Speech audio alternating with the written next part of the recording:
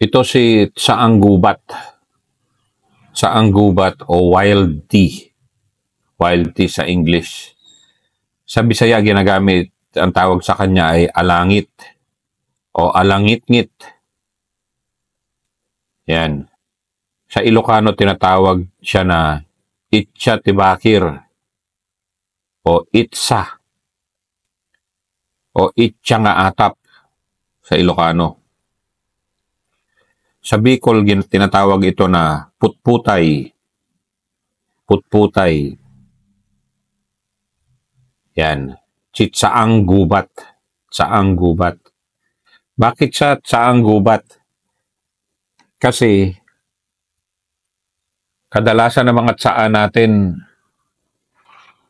ito yung mga kinocultivate natin sa ating mga bakuran. Pero itong saang gubat, mahanap mo talaga sa bundok.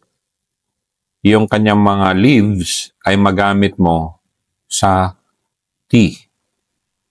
At kanyang mga prutas ay nakakain. Yan. Ginagamit din siya yung kanyang, kung pakuluan mo yung kanyang dahon, ginagamit din siya sa mga ubo, pagtatae, at dysentery. Ngayon, kung nagkaroon ng vegetable poisoning o na food poisoning ka mula sa vegetable, yung kanyang ugat, pakuluan mo dahil antidote ito sa vegetable poisoning.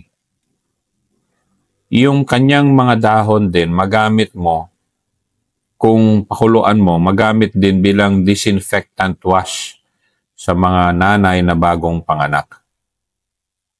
Yung saang gubat ay proven na may anti-allergic, anti-inflammatory, anti-diarrheal, at may antibacterial properties. In fact, pinopromote na nga ito ng Department of Health ng Pilipinas bilang antispasmodic sa mga sakit sa tiyan. Yan.